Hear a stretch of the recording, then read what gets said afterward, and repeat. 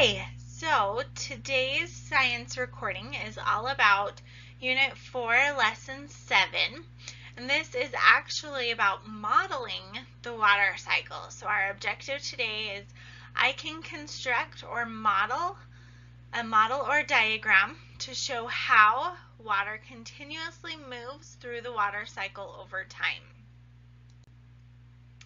And just a reminder, we have a water cycle song that I've taught you, and it does have actions, so sing along with me and do the actions with me. Water travels in a cycle, yes it does. Water travels in a cycle, yes it does.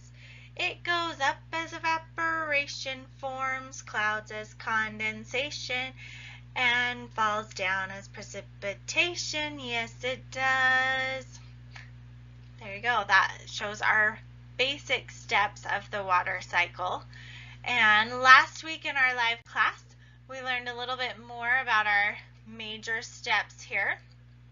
We have the energy source, which has to come, something has to power the water cycle.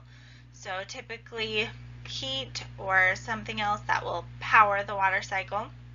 And then we have our evaporation, is when that liquid water is turning into a gas, right? It goes up as evaporation. Our condensation, the vapor in the air, comes in contact with the colder air or the colder dust molecules and combines together to turn back into a liquid to form the cloud. When the clouds get too heavy, that is when we have our precipitation happening. And we have four main types of precipitation: rain, snow, sleet, or hail. And then when it precipitates, it can run off when it flows across the surface of the ground, or it could sink into the ground and become groundwater down here. And ultimately, either runoff or groundwater will collect in one location. So that's our collection, is when the water comes together. Right? We also talked about transpiration right here. Transpiration is basically the same as evaporation, but it is happening from plants. So remember, transpiration is what it's called when the plants have water evaporate from the plants. So for this lesson, you are actually going to create your own, either a water cycle model or diagram. You'll take a picture of it and you'll send it to me. So here are a couple examples that I found. Okay, here are the requirements for your water cycle model. The following things must be labeled somewhere in your diagram or your model. So you must label the energy source, so basically your sun.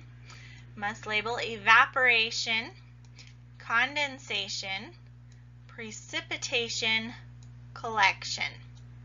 Okay, those ones have to be included.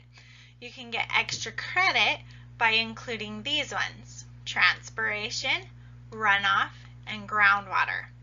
Another requirement: be creative, be neat, and have your name. Okay, so somewhere on your model, have your name on there. Here are some ideas just to get you thinking. You don't have to do something from one of these ideas. If you have a different idea and you want to do that, do that. You could do a salt dough or Play-Doh diagram.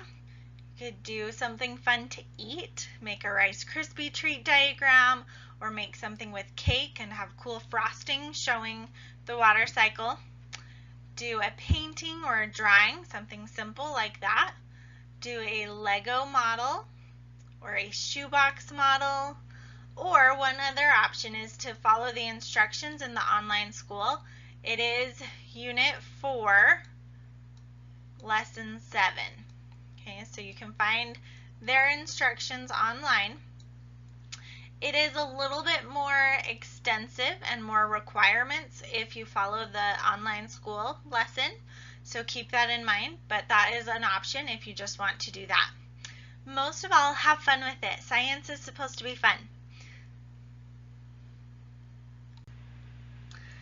So that's what you need to do for Unit 4, Lesson 7. I will be marking off that lesson when I get your picture. So take a picture. You can either email it to me. Here's my email address. Or you can text it to me.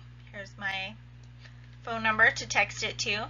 Please be sure to include your name. If you remember, that's one of the requirements, is that you have your name. So I will see you Thursday in live class, and before that time, I look forward to getting all of your wonderful water cycle models or diagrams. Thanks.